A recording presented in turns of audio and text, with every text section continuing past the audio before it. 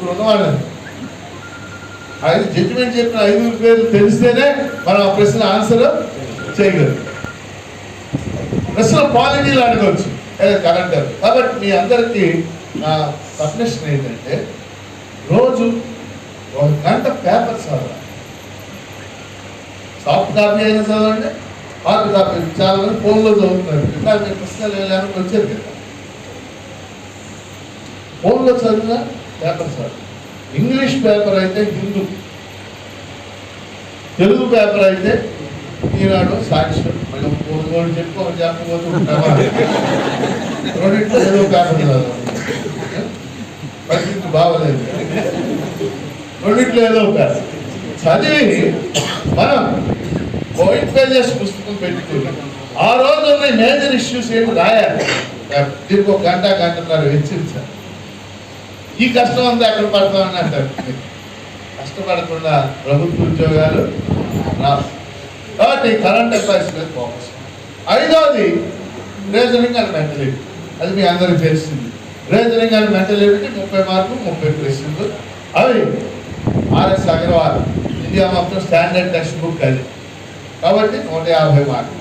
So preliminary 150 మార్కులు, 150 ప్రశ్నలు. 5 భాగాలు.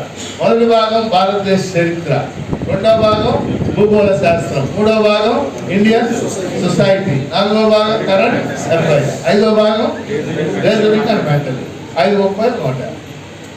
ఈ 150కి సుమారు ఒక 90 మార్కులు వస్తే మీరు మెయిన్స్లోకి వచ్చి 90. అంటే రేపు ఎప్పుడన్నా మీరు వచ్చి నాకు 91 వచ్చి నేను రాలేదని దెబ్బలాంటి కుదరదు. మరి ఇంతకు ముందున్న ఎక్స్పీరియన్స్ని బట్టి నేను చెప్తున్నాను. ఒకసారి 92 కావచ్చు, ఒకసారి ఇంకా తక్కువకే రావాలి. 150 సుమారు 90 వచ్చిన వాళ్ళందరూ మెయిన్స్కి వచ్చేస్తారు. ఇది ప్రిలిమినరీకి సంబంధించి. కాబట్టి ఇది మీరు డౌట్స్ ఏమైనా ఉంటే అడగండి. తర్వాత నేను మెయిన్స్ గురించి 10-15 నిమిషాలు మాట్లాడతాను. లోపల పుస్తకాలు ఆవిష్కరణ చేసి మళ్ళీ బయట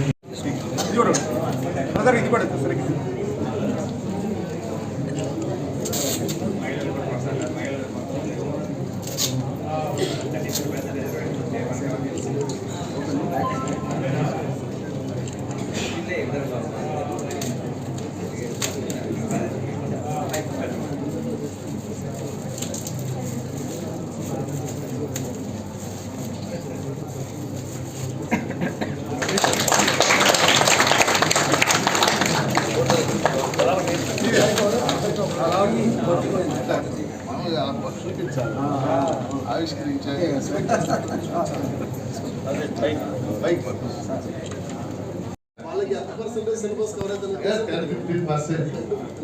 వాళ్ళకి 5,000 మంది అక్కడే ఉండి ప్రిపేర్ అవుతుంది. గ్రూప్ 2 చదవమంటారు. రేపు జగన్ గారిని అడుగుతానని చెప్తాలే. చూద్దాం మరి ఉండదు అలా. మీలో ఇంట్రెస్ట్ మీకు కూడా. డివైఈఓలు అనే 38 పోస్టులు పెట్టి డివైఈఓలు అర్థమైన మాట, డెప్యూటీ ఎడ్యుకేషనల్ ఆఫీసర్. వాళ్ళే తర్వాత డిఈఓలు అవుతారు 4-5 ఏళ్ళు. వాళ్ళే తర్వాత పెద్ద పెద్ద ఆఫీసర్లు అవుతారు. ఎడ్యుకేషన్ డిపార్ట్మెంట్ లో హయ్యర్ పోస్టులకి వెళ్ళిపోతారు. ఇప్పుడు పార్వతి గారని school education additional commissioner Parvati, ఆవిడ మన జిల్లా డిఈఓలు.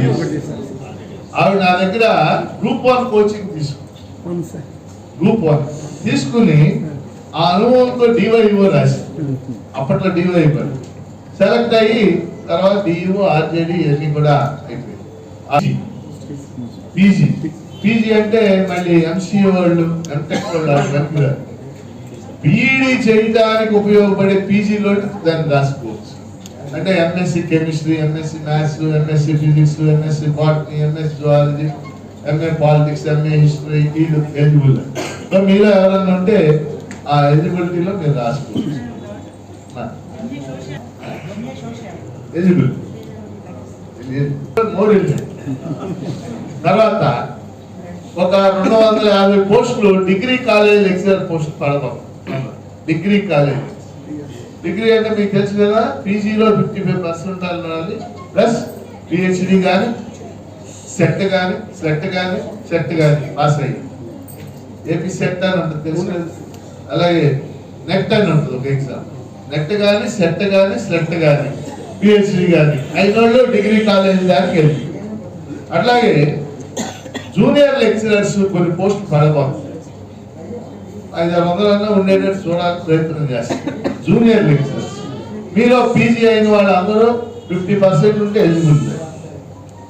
మీరందరూ రాసుకోవచ్చు. దాంట్లో 2 పేపర్స్ ఉంటాయి. పేపర్ 1 జనరల్ స్టడీస్ ఉంటుంది, పేపర్ 2 మీ సబ్జెక్ట్ కన్సర్న్డ్ సబ్జెక్ట్. ఇవి ఏపీపీఎస్సీ నుంచి రాబోతున్నటువంటి నోటిఫికేషన్ వస్తాయి.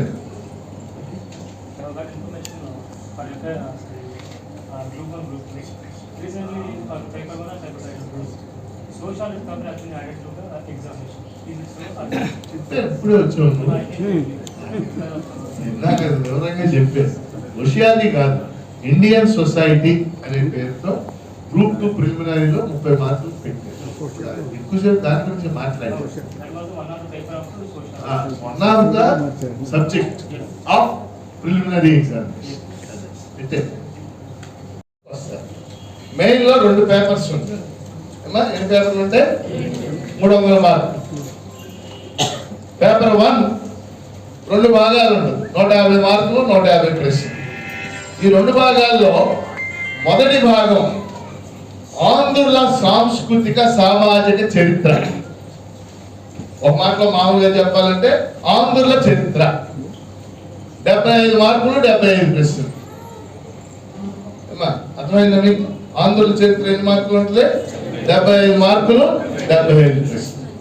సో ఆంధ్రుల చరిత్ర అంటే మీకు తెలుసు. వాస్తవంగా ఇప్పుడు ఒక సౌలభ్యం ఏర్పడింది ఏంటంటే రాష్ట్రం వెళ్ళిపోయే సిలబస్ తగ్గింది. ఎందుకంటే తెలంగాణ హిస్టరీకి సంబంధించి కొంత వెళ్ళిపోయింది. కుతుబ్ షాహీలు, అసఫ్ జాహీలు వాళ్ళందరూ అటు వెళ్ళిపోయింది. అయితే తెలంగాణని పరిపాలించిన ఇప్పటికి కొనసాగే రాజవంశం మనకు కూడా ఎవరంటే కాకతీయులు.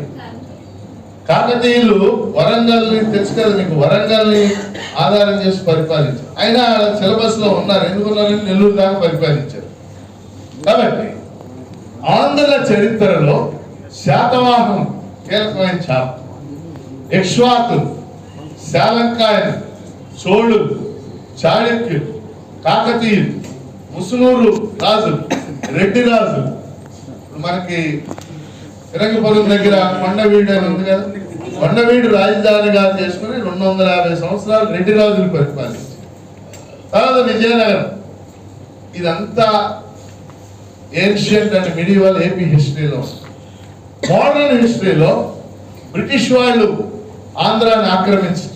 అనేక ప్రాంతాలను ఆక్రమించినట్టు బ్రిటిష్ వాళ్ళు ఇక్కడ కూడా ఆక్రమణ చేశారు. బోర్డు యుద్ధాలు, బొబ్బిలి యుద్ధం అని, మనం పల్నాడు యుద్ధం అని అన్ని విన్నాం కదా. అంటే పల్నాడు యుద్ధం 800 ఏళ్ల క్రితం అని, బొబ్బిలి యుద్ధం మోడర్న్. ఇవన్నీ కూడా జరిగింది. బ్రిటిష్ వాళ్ళు ఆంధ్రాన్ని ఆక్రమించారు. ఆక్రమించాక బ్రిటిష్ వాళ్ళు తీసుకొచ్చిన సంస్కరణల మీద ప్రశ్నలు అడుగుతారు. బ్రిటిష్ వాళ్ళు ఆంధ్రాలో అనేక సంస్కరణలు తీసుకొచ్చారు. అర్థమే అసలుగా బ్రిటిష్ వాళ్ళు మోడర్న్ ఎడ్యుకేషన్, మన ఆంధ్రాలో మోడర్న్ క్రిస్టియన్ మిషనరీలు, మోడర్న్ ఎడ్యుకేషన్ అంతా ఇంట్రడ్యూస్ చేసిన బ్రిటిష్ వాళ్ళే కదా. రేసీ కాలేజ్ ఉంది గుంటూరులో, ఆంధ్ర క్రిస్టియన్ కాలేజ్. ఎవరు పెట్టారు? బ్రిటిష్ వాళ్ళు పెట్టారు 1885. అది కూడా అడిగాడు ఇది వరకు ప్రశ్న. ఆంధ్ర క్రైస్తవ కళాశాల ఏ సంవత్సరం స్థాపించబడింది అంటే హిస్టరీ గొప్పతనం మీరు అదే అర్థం చేసుకోవాలి. ఇప్పుడు మీకు గుంటూరు తెలుసు కదా, బ్రాడీపేట అని తెలుసు కదా. బ్రాడీపేట గుంటూరు జిల్లా కలెక్టర్ అన్నమాట. ఆయన పేరుతో కట్టిందే బ్రాడీపేట. బ్రాడీపేట ఎదురుగా అరండల్ అని ఉంటుంది, అరండల్పేట. అరండల్ అని ఆయన కూడా కలెక్టర్ చేసి ఆయన పేరుతో అరండల్పేట. బ్రిటిష్ వాళ్ళు దోపిడీ చేశారు కానీ మరి ఇప్పుడున్న వాళ్ళు అంత దుర్మార్గం కాదండి. ఇప్పుడంటే జగన్ అనుకునేది రాజకీయ వ్యవస్థ గురించి మాట్లాడారు. ఇప్పుడంటే మరి మీరు వేరే పక్షులు. ఇప్పుడున్న రాజకీయ వ్యవస్థతో పోల్చితే నాకు చాలా సార్లు అది చదువుతుంది.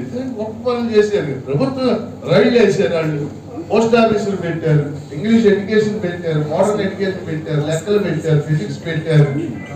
ఆఖరి కాటన్ ధర గోదావరి ప్రాజెక్ట్ కట్టాడు, కృష్ణా ప్రాజెక్ట్ కట్టాడు, పెన్నా ప్రాజెక్ట్ కట్టాడు. ఆ ప్రాజెక్టులు ఉండబట్టే కదా మన ఆంధ్ర ఎంతో ఎంతో డెవలప్ అయింది. థామస్ మన్రో అని చెప్పేసి, థామస్ మన్రో ఆయన రాయలసీమ జిల్లాలో కలెక్టర్గా పనిచేసి తర్వాత మద్రాసు గవర్నర్గా చేసి 1820లో చచ్చిపోయాడు. అంటే 200 ఏళ్ళు. నేను ఈ మధ్య కర్నూలు అనే జిల్లాకి వెళ్ళి 2-3 చోట్ల తిరిగి ఒక 2-3 తగిలారు నాకు. ఒక అబ్బాయి ఆయన తగిలాడు, ఆయన పేరు అప్ప. ఇంకో ఆవిడ కనపడింది, ఆవిడ పేరు మన్రోల్ అమ్మ. ఇప్పుడు థామస్ మన్రో 200 ఏళ్ళ ఇప్పుడు మనుషులు పేరు పెట్టుకున్నాడు. నాకు చాలా గౌరవం. మధ్య మద్రాసు వెళ్ళారు, మెరీనా బీచ్ చూడటానికి. పక్కనే చూసారా మీరు, చదివారు, అర్థమైందండి. నేను ముందుకు వెళ్ళిపోయాను. ఆ పుస్తకం చదివితే ఆంధ్రుల చరిత్ర మీద మీకు ఓవరాల్ గుర్తొచ్చేస్తుంది. ఈ పేపర్ లో 2వ భాగం 75 ఆంధ్రుల చరిత్ర అనుకున్నాం కదా. 75 ఇండియన్ పాలిటీ. ఇండియన్ పాలిటీ అంటే భారత రాజ్యాంగం, అది అమలు జరుగుతున్న తీరు. భారత రాజ్యాంగం, అది రాజ్యాంగం ఒక్కటే చదివితే చాలు. రాజ్యాంగం అనేక ఆర్టికల్స్ ఉంటాయి, ఇవి చదువుతాం. కానీ ఈ 75 ఏళ్ళుగా రేపు జనవరి 26 నాటికి భారత రాజ్యాంగం అమల్లోకి వచ్చి 74 ఏళ్ళు మూసి 75 సంవత్సరాలు అడుగు పెడతాం. ఈ 75 ఏళ్ళుగా వందలాది కేసులు జరిగినాయి, అనేక సంఘటనలు జరిగినాయి. ఇవన్నీ ఇప్పుడు పరీక్షల్లో అడుగుతాయి. లేటెస్ట్ గా నిన్న ఒక ఎగ్జామ్ జరిగింది మన ఆదివారం. అందులో అడిగాడు 1973లో జరిగిన Kesavananda Bharati versus state of Kerala కేసులో సుప్రీంకోర్టు ప్రధాన న్యాయమూర్తి ఎవరు అని అడిగాడు. ఎందుకు అడిగాడంటే ఆ కేసు జడ్జిమెంట్ వచ్చి మొన్నటికి 50 ఏళ్ళు. Famous case sir, famous case Kesavananda. కాబట్టి భారత రాజ్యాంగం రాజకీయ వ్యవస్థలో 5 చాప్టర్స్ ఉన్నాయి. ఎన్నున్నాయమ్మా? 5 చాప్టర్. ఫస్ట్ చాప్టర్ అంతా కూడా రాజ్యాంగ రచన, రాజ్యాంగ పరిషత్, రాజ్యాంగ పీఠిక, ప్రాథమిక హక్కులు, ఆదేశిక సూత్రాలు, ప్రాథమిక విధులు, ఈ అంశాలన్నీ వింటారు. సెకండ్ చాప్టర్ అంతా కూడా ఎగ్జిక్యూటివ్, లెజిస్లేచర్, జ్యుడిషియరీ పీఠిక. థర్డ్ చాప్టర్ అంతా కూడా కేంద్ర రాష్ట్ర సంబంధాల గురించి పెట్టి, మనం ఫెడరలిజం అంటాం కదా. ఫోర్త్ చాప్టర్ అంతా కూడా రాజకీయ పార్టీ, అవినీతి, లోక్పాల్, లోకాయుక్త, వీటిని. 5వ చాప్టర్ అంతా కూడా లోకల్ బాడీస్ గురించి పెట్టి. లోకల్ బాడీస్ అని తెలుసు కదా, స్థానిక సంస్థలు. 73వ సంవత్సరం 70. ఈ 5 చాప్టర్లు కొద్దిగా కష్టపడితే మీరు 75లో 70 సంపాదించవచ్చు. అంటే చదవడం అంత ఈజీ. పాలిటీ దగ్గర కూడా మీరు గుర్తుపెట్టుకోవాల్సింది ఏంటంటే చదవటం వేరు, ప్రశ్నలు ఇచ్చే తీరు వేరుగా. ఒక 2 ప్రశ్నలు మీకు ఉదాహరణ చెప్తారు. 2 ప్రశ్నలు. మొన్న ఈ మధ్య ఒక ఎగ్జామ్లో అడిగారు, బహుజన్ సమాజ్ పార్టీ చిహ్నం ఏనుగు. నాకు బిఎస్పి అనే పార్టీ ఉన్నారు. బహుజన్ సమాజ్ పార్టీ చిహ్నం ఏనుగు. ఆ పార్టీ దేశ స్థాయిలో ఈ చిహ్నాన్ని ఉపయోగిస్తుంది. ఏ రాష్ట్రంలో ఈ చిహ్నాన్ని ఉపయోగించుకోవడానికి ఆ పార్టీకి అవకాశం లేదు అని. కష్టమైన ప్రశ్న, అటువంటి ప్రశ్న. మీకు Bahujan Samaj party, Mayawati, it is a national party. ఒక నేషనల్ పార్టీకి ఉన్న చిహ్నాన్ని ఇంకో ఏ రాష్ట్రం, అన్ని రాష్ట్రాల్లో అదే చిహ్నం ఉంటాయి. కానీ ఒక రాష్ట్రంలో మాత్రం ఆ చిహ్నాన్ని బహుజన్ సమాజ్ పార్టీ వాడుకోవడానికి అవకాశం లేదు అని. ఏ స్టేట్? కష్టం.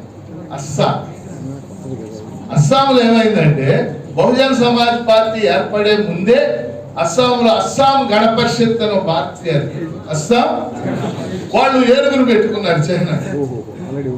ఆ స్టేట్ వరకు ఆ చిహ్నం వాళ్ళకే ఉంటుంది. ఎవరికి? మిగిలిన దేశం అంతా బహుజన్ సమాజ్ పార్టీ దానికి అంగీకరించిందండి. ఈ ప్రశ్నకు ఆన్సర్ చేయాలంటే ఏముండాలి దగ్గర మన మైండ్ లో కొద్దిగా పెట్టుకుండాలి. అంటే మనకి చాప్టర్లు ఏమంటే రాజకీయ పార్టీలు చాప్టర్ ఉంటుంది. ఆ రాజకీయ పార్టీలు ఏం రాస్తాడు? ఎన్నికల కమిషన్, జాతీయ పార్టీలు, ప్రాంతీయ పార్టీ. జాతీయ పార్టీలు అంటే ఏంటి, ప్రాంతీయ పార్టీలు అంటే ఓ జాతీయ పార్టీగా గుర్తించారు. భారతదేశంలో జాతీయ పార్టీలు 6-7. Congress, BJP, CPI, CPM, BSP, Bahujan Samaj party, Trinamool Congress, ఇవి మాత్రమే. అంటే కనీసం 3 రాష్ట్రాల పార్టీ ఉండాలి, 6% ఓట్లు వచ్చి ఉండాలి 3 రాష్ట్రాలు. మిగిలినవన్నీ ప్రాంతీయ పార్టీలు. తెలుగుదేశం ప్రాంతీయ పార్టీ, వైఎస్ఆర్ కాంగ్రెస్ పార్టీ ప్రాంతీయ పార్టీ, డిఎంకే ప్రాంతీయ పార్టీ, అన్నా డిఎంకే ప్రాంతీయ. ఇలా రాస్తారు. పార్టీల గురించి హిస్టరీ రాస్తారు, పార్టీలన్నిటి గురించి రాస్తారు. ఇప్పుడు ఉదాహరణకి శివసేన రాస్తాడు సిలబస్. శివసేన మహారాష్ట్రలో ఉంటుంది. శివసేన స్థాపకుడు బాల్ ఠాక్రే. శివసేన 1966లో స్థాపించారు. శివసేన చిహ్నం ధనుస్సు, బాణం. ఇట్లా రాసేస్తారు. మీకు చెప్పదలుచుకుంది ఏంటంటే, మొన్న ఒక ఎగ్జామ్ ఒక ప్రశ్న అడిగారు.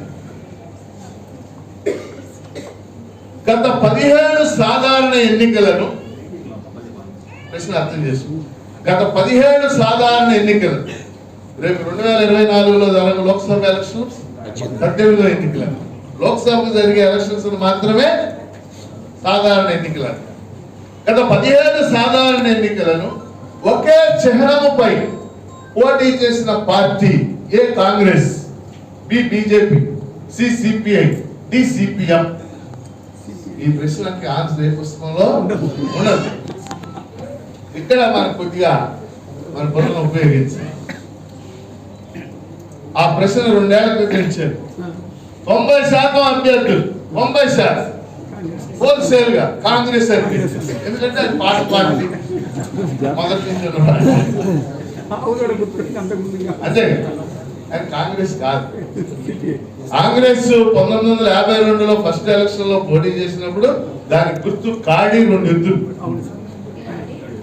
పూర్వకాలంలో పాతకాలం వాళ్ళందరికీ తెలుసు, కాడి 2 ఎద్దులు. 69లో కాంగ్రెస్ చీలిపోయి ఆ గుర్తు ఆపేసి ఆవు దూడ. 75లో కాంగ్రెస్ మళ్ళీ చీలి ఆవు దూడ ఆపేసి హస్తం ఇచ్చారు. 2 గుర్తులు వారిని. కాంగ్రెస్ కాదు కదా. బీజేపీ 1980లో ఏర్పడింది. ఆ పార్టీ 1952 నుంచి లేదు. 1952 నుంచి జనసంఘ ఉండేది. Answer CPI, Communist Party of India. CPI 1952లో దాని ఎన్నికల చిహ్నం కంకి కొడవ. 2019లో కూడా దాని చిహ్నం కంకి కొడవ. కానీ బోధ పడ్డారు పిల్లలంతా. ఒకళ్ళు ఇద్దరు రాసి అంటే ప్రశ్నలు ఎలా ఉంటాయని చెప్పడానికి చెప్తుంది. అందుకని మీరు ఈ పాలిటిక్స్ సంబంధించి మంచి పుస్తకం ఒకటి, ఇంతకు ముందు పాలిటీ అసలు చదవని వాళ్ళు కనుకుంటే మీరు ఏం చేస్తారంటే ఇంటర్మీడియట్ సివిక్స్ పుస్తకం, సెకండ్ ఇయర్ ఇంటర్మీడియట్ పౌరశాస్త్రం అంటాం కదా, 2వ సంవత్సరం పుస్తకం చదివితే మీకు ఓవరాల్ ఐడియా. అలా చదివిన వాళ్ళు ఎవరైనా కాస్త పెద్ద పుస్తకం చదవాలంటే పాలిటీ లక్ష్మీకాంత్ పుస్తకం చదవాలి. ఈ చివరి పేపర్ కొత్తాం. 2వ పేపర్ 2 ఇక్కడ చాలా పెద్ద మార్పు చేసింది ఏపీపీఎస్. పెద్ద మార్పు. గత 15 ఏళ్లుగా ఈ పేపర్లో 150 మార్కులకి 75 మార్కులు ఇండియన్ ఎకానమీ, 75 మార్కులు ఏపీ ఎకానమీ. అర్థమైందా? 75 మార్కులు భారతదేశ ఆర్థిక వ్యవస్థ, 75 మార్కులు ఆంధ్రప్రదేశ్ ఆర్థిక వ్యవస్థ, 150 మార్కులు. స్టూడెంట్స్ చాలా తిప్పలు పడేవాడు ఈ పేపర్ పై. ఎందుకంటే ఎకానమీ అనగానే మీకు తెలుసు కదా, కొన్ని స్టాటిస్టిక్స్. ఉదాహరణగా 3వ పంచవర్ష ప్రణాళికలో వ్యవసాయానికి ఎంత కేటాయించారని ఎక్కడ ఇట్లా. ఇప్పుడు ఈ మార్పును మీరు అర్థం చేసుకోవాలి. పెద్ద మార్పు. ఇప్పుడు ఏం చేశాడంటే ఇండియన్ ఎకానమీ, ఏపీ ఎకానమీ కలిపి 175 చేసి 150 తీసి 275 మొత్తం కూడా సైన్స్ అండ్ టెక్నాలజీ అని. సైన్స్ అండ్ పెద్ద వెయిటేజ్ ఇచ్చాడు. Science and technology. Science and technology ఏం తెలుసు కదా మీకు, శాస్త్ర సాంకేతిక రంగాల అభివృద్ధి. శాస్త్ర సాంకేతిక రంగాల వీటి గురించి ఒక 5 నిమిషాలతో ముగించేస్తాం. ఎకానమీ ఇక్కడ ఉన్న వాళ్ళు సీరియస్ గా చదివే వాళ్ళు ఎవరైనా సరే ఎకానమీ చదివేటప్పుడు మనం గుర్తుపెట్టుకోవాల్సింది ఏంటంటే కాన్సెప్ట్స్ అర్థం చేసుకోవాలి. మనం ఏం అర్థం చేసుకోకుండా బండగా చదువుతాం.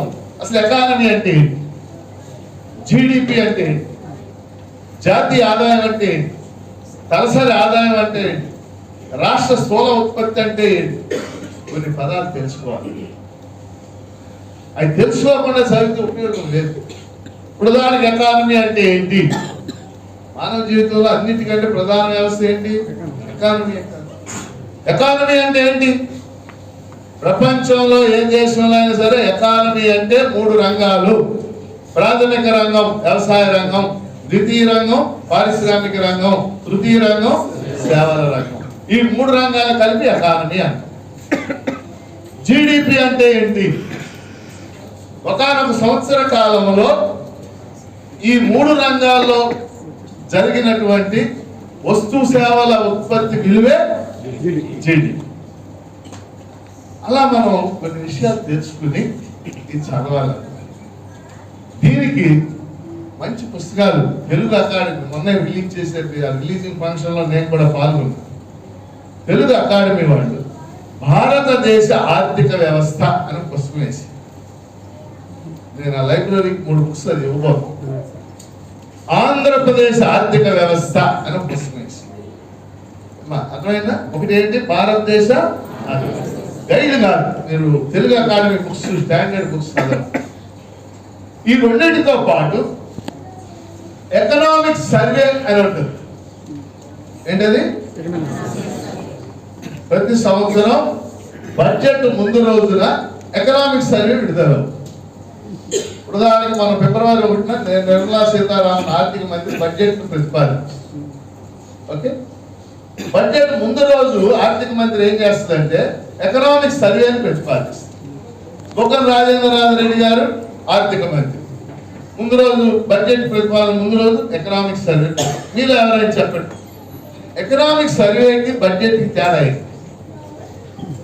బడ్జెట్ అంటే రాబోయే సంవత్సరానికి ఎస్టిమేషన్ అంటే ఖర్చులు. ఎకనామిక్స్ అంటే గత సంవత్సరంలో జరిగిన. నాగరాజు చెప్పాడు, నువ్వు రాయవా?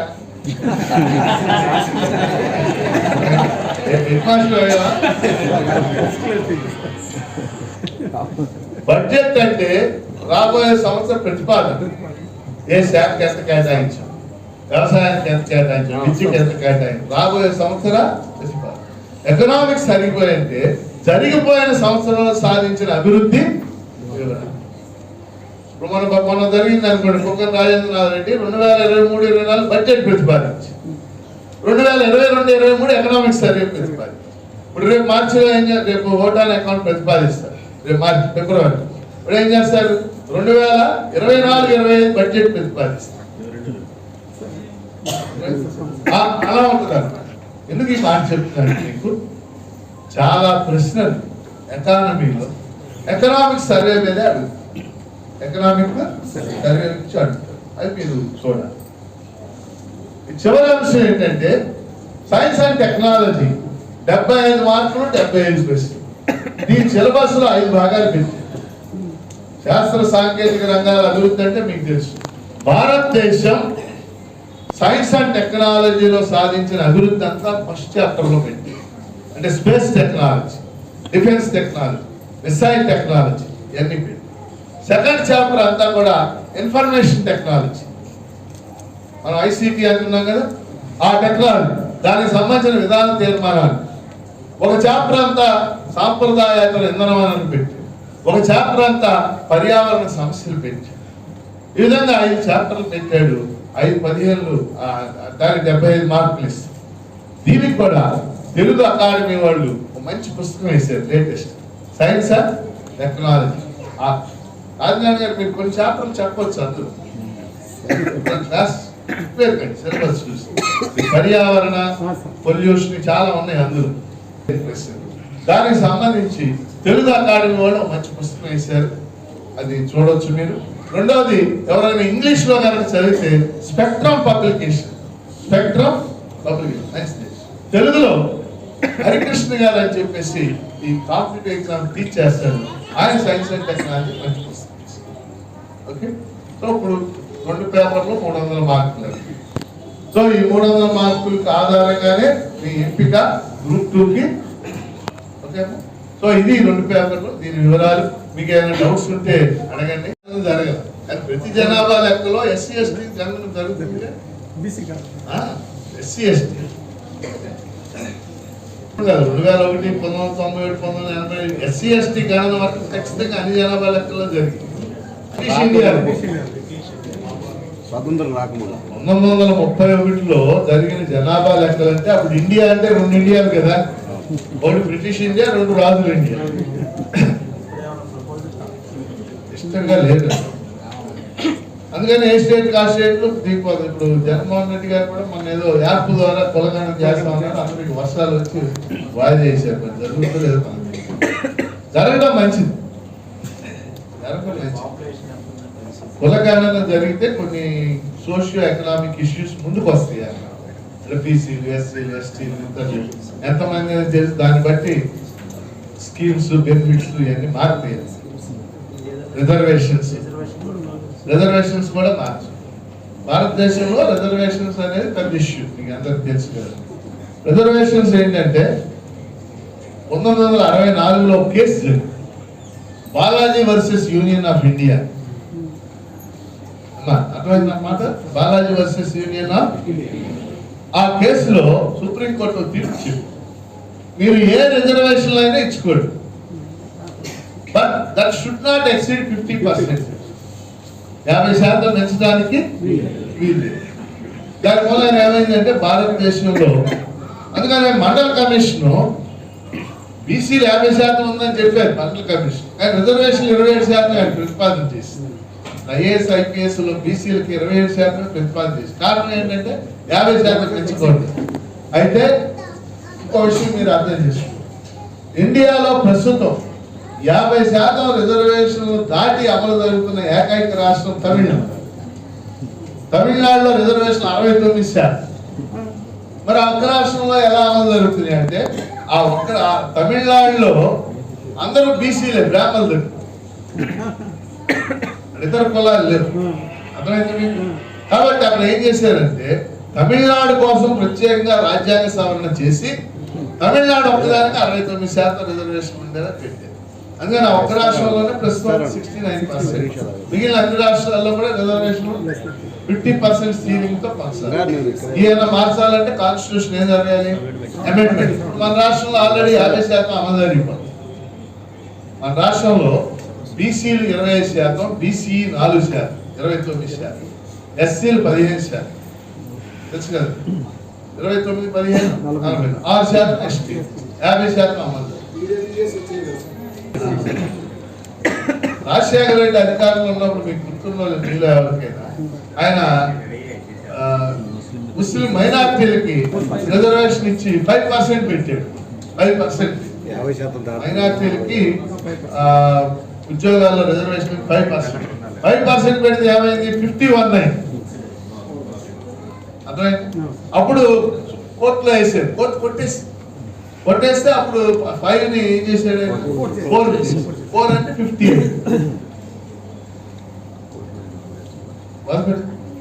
అంటే మన రాష్ట్రంలో చాలా డిమాండ్స్ ఉన్నాయి. ఏంటవి, కాపులను బీసీలో చేర్చాలని, రజకుల్ని ఎస్సీలో చేర్చాలని, వాల్మీకులని బోయిల్ని ఎస్టీలో చేర్చాలని. ఇక్కడ ఉన్న రాజకీయ నాయకులు అందరూ తలలు పెడుతున్నారు. రాజకీయ నాయకులు అంటే ఎవరో మీకు తెలుసు కదా, అది జగన్మోహన్ రెడ్డి కావచ్చు, చంద్రబాబు నాయుడు కావచ్చు, పవన్ కళ్యాణ్ కావచ్చు, తల ఒకటి పెద్ద విషయం ఇంత ఓపెన్. కానీ ఒక కులం ఎస్సీ ఎస్టీలో చేరాలి అంటే పెద్ద ప్రాసెస్ ఉండాలి. ఆ కులం గురించి ఒక సుప్రీంకోర్టు, హైకోర్టు న్యాయమూర్తిని వేసి ఆ కులం నిజంగా అంత వెనుకబడి ఉందనే అధ్యయనం జరగాలి. జడ్జి చేయాలి, అబ్బాయి రిటైర్డ్ జడ్జి చేయాలి, ఆయన రికమెండ్ చేయాలి. ఆ రికమెండ్ చేసిన దాన్ని ప్రభుత్వం, state government, central government accept చేయాలి. అవసరమైన కాన్స్టిట్యూషన్ అమెండ్ చేయాలి. రెండోది ఏంటి, ఉదాహరణకి మన ఆంధ్రాలో కాపుల రిజర్వేషన్ లో 6% ఇచ్చారు. అప్పుడు ఎంత అవుతుంది, 56. ఎవరైనా కోర్టులో కొట్టేస్తారు. కోర్టులో కొట్టేయకుండా ఇవ్వచ్చు, కోర్టులో కొట్టేయకుండా ఇవ్వాలనుకోండి కాన్స్టిట్యూషన్ ని. ఆంధ్ర గురించి తమిళనాడు చెప్పే కదా, ఆంధ్ర గురించి కూడా 60% ఎంతో రిజర్వేషన్లు ఇవ్వండి అని. ఇంకా అంటే మినిమం ఆ జడ్జిమెంట్ అనేది విజయవంతం ఎంతమంది సపోర్ట్ చేయాలండి? అంటే half, more than half. 4 members. ఉదాహరణకి కేశవానంద భారత్ కేసు విచారించడానికి 13 మంది జడ్జీలతో ధర్మాసనం ఏర్పడింది. ధర్మాసనం అంటే 13 మందిలో 7 జడ్జీలు ఒక పక్క, 6 జడ్జీలు కాబట్టి మెజారిటీ జడ్జిమెంటే వచ్చేస్తుంది. 7 జడ్జి అట్లా మెజారిటీ మైనారిటీని బట్టి. అందుకని ధర్మాసనం ఎప్పుడు కూడా బేసి సంఖ్యతోనే ఏర్పడి, సరి సంఖ్యతో ఏర్పడి 5, 7, 9, 11 అలా అంటే ముఖ్యమైన కేసులు విచారించడానికి ధర్మాసనం ఏర్పడింది. మనీ బిల్లు ఉంటుంది కదా సార్, దాని ఉద్దేశం ఏంటి? అంటే మనీ బిల్లు సాధారణ బిల్లు. మనీ బిల్లుకు ఉన్న ప్రాధాన్యత ఏంటంటే ఒక బిల్లు సభలో ప్రవేశపెట్టినప్పుడు అది మనీ బిల్లా అంటే ద్రవ్య బిల్లు అంటారు తెలుగు. సాధారణ బిల్లు అనేది స్పీకర్ నిర్ణయిస్తారు. అర్థమైంది? దాని ప్రాముఖ్యత ఏంటంటే మనీ బిల్ అయితే లోక్సభలో ఆమోదం పొందితే రాజ్యసభలో ఆమోదం పొందినా పొందకపోయినా అది ఆమోదం పొందినట్టు. అందుకని కొంత డిఫరెన్సియేషన్. 17th సుప్రీంకోర్టు హియరింగ్ ఉంటుంది సార్ మనీ బిల్లు మీద. ఏంటి బాబు ఎవరు